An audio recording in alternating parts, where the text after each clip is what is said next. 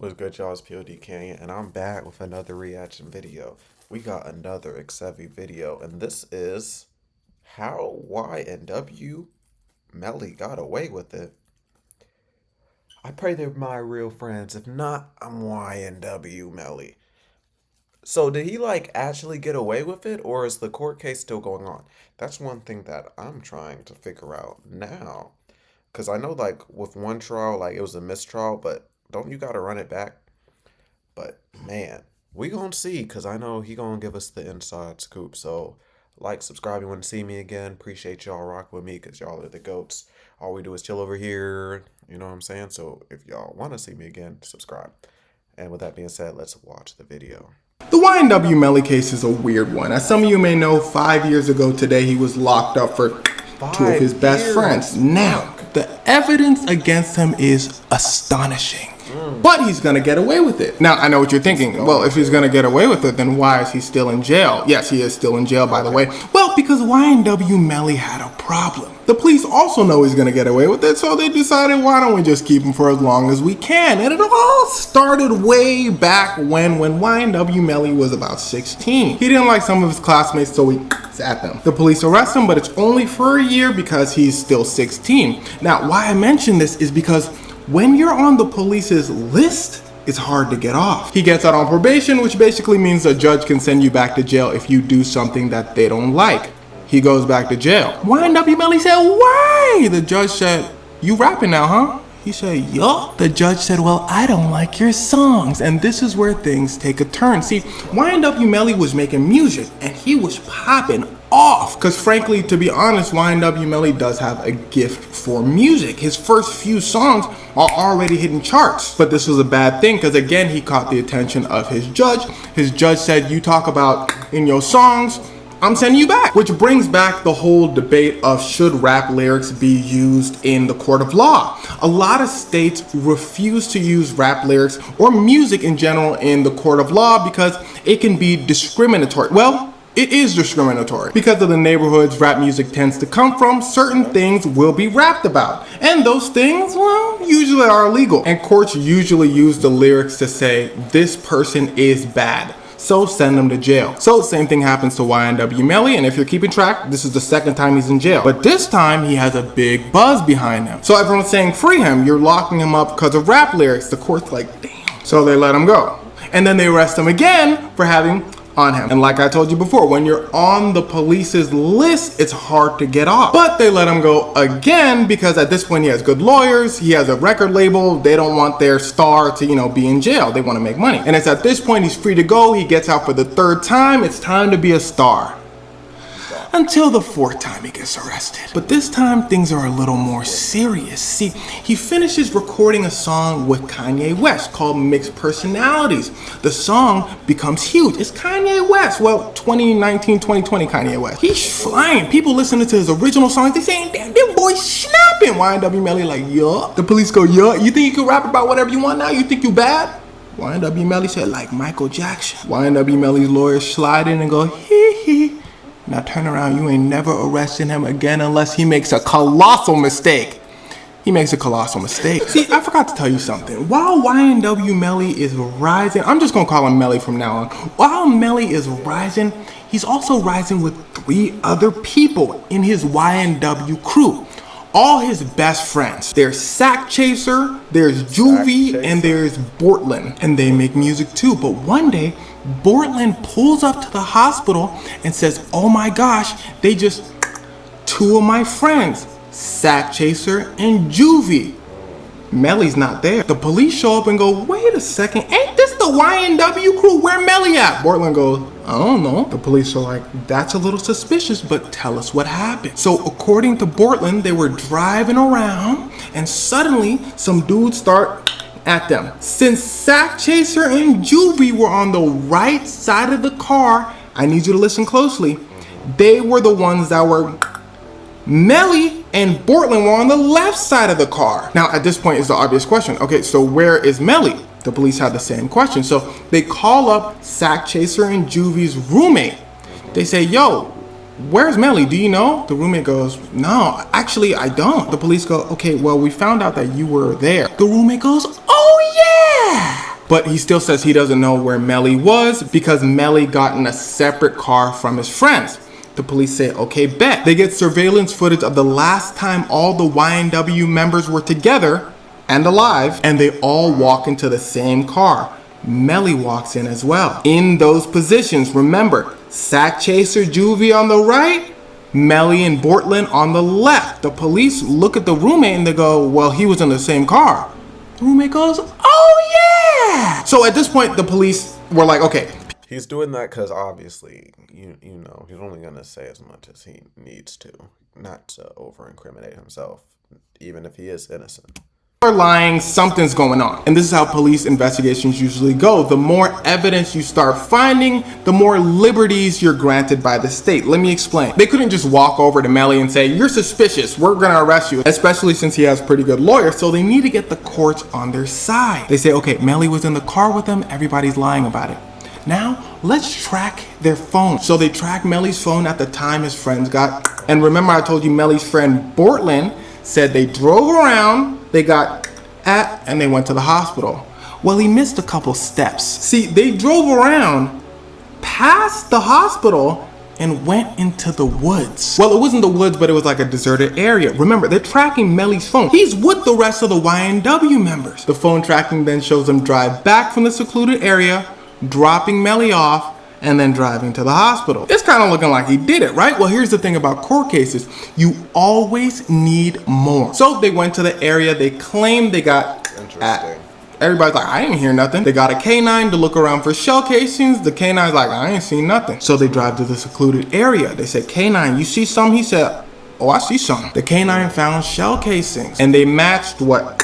Melly's friends. Let's take it a step further. They then do science stuff and figure out the came from inside the car. And trust me when I say when it comes to ballistics, that evidence is pretty solid. They also said a drive-by did not happen. They even went as far as to track the fatal wounds, and they both came from the left side of the car. Remember, they said a drive-by happened from the right side. Well, all that being said, how could he possibly get away with this? Well, wait, I'm gonna tell you. Remember when I told you they were his best friends? Well, he was so close to them that he had their names tattooed on his face while they were alive. They've known each other since kindergarten. So people were like, well, why'd he do it? And this is like, this is gonna be insane if he gets out. Like, yo,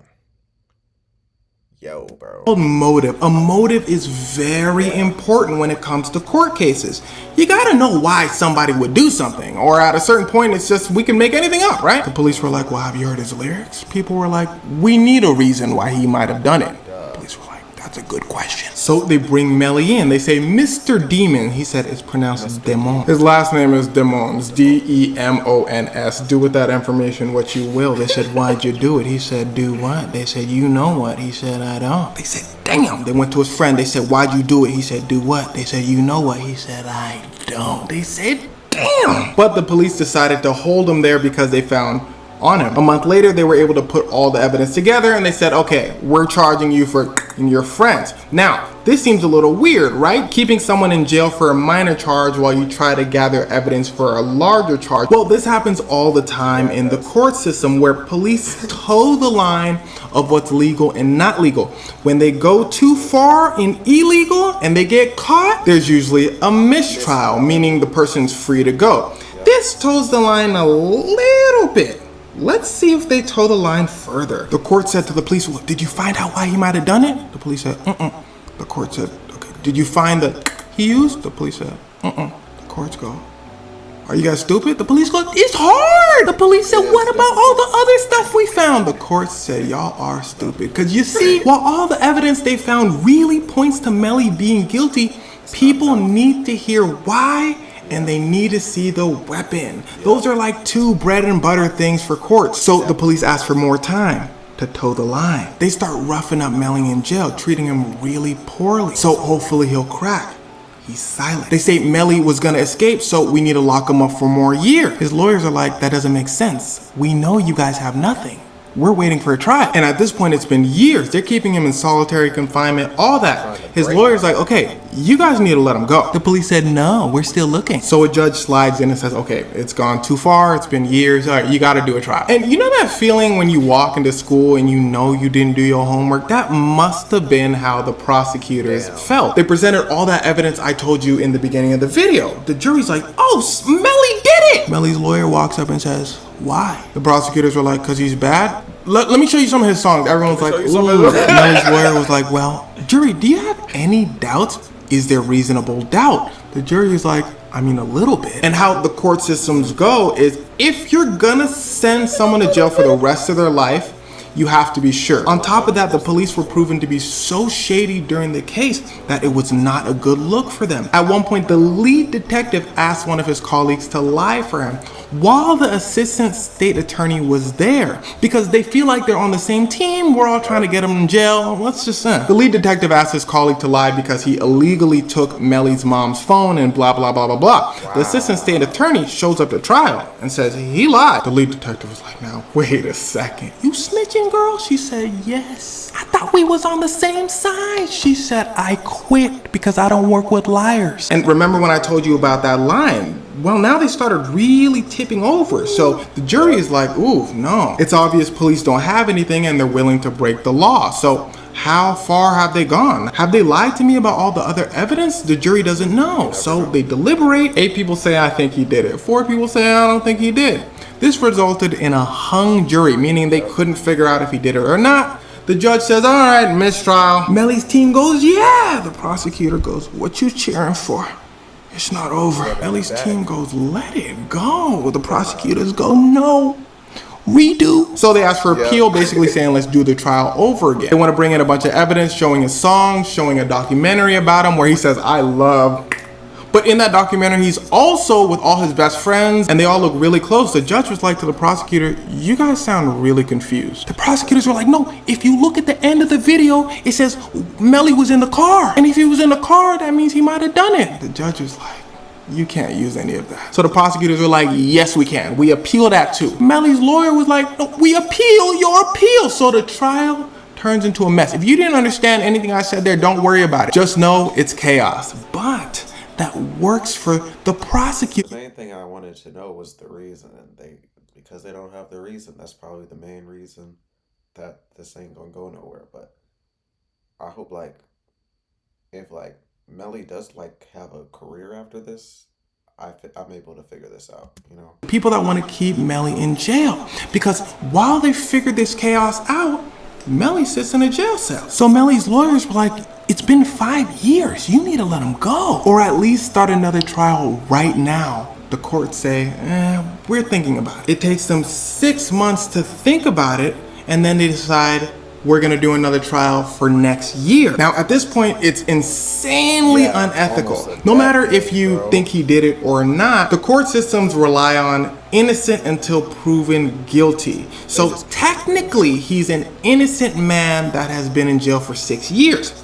That's what Melly's lawyers say, but the judge says, Now, prosecutors know full well that the next trial is going to go the same as the first one. They still don't have any evidence, so they're going to lose. So it seems they just decided to squeeze out as many years as possible while putting Melly under very harsh conditions to kind of get their lick back. If there's something that you need to learn is that the courts do not like to lose. They will find any way to deliver punishment when they know they're going to lose. It's the same thing that's happening to Young Thug now. Well, not the exact same, but similar. I have a video about it somewhere. And well, that's it.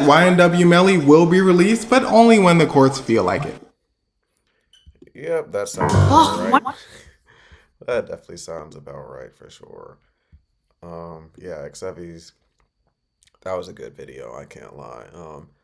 And really no new information, but really like a recap of everything and really a reminder of how things are going to go. It's going to be interesting.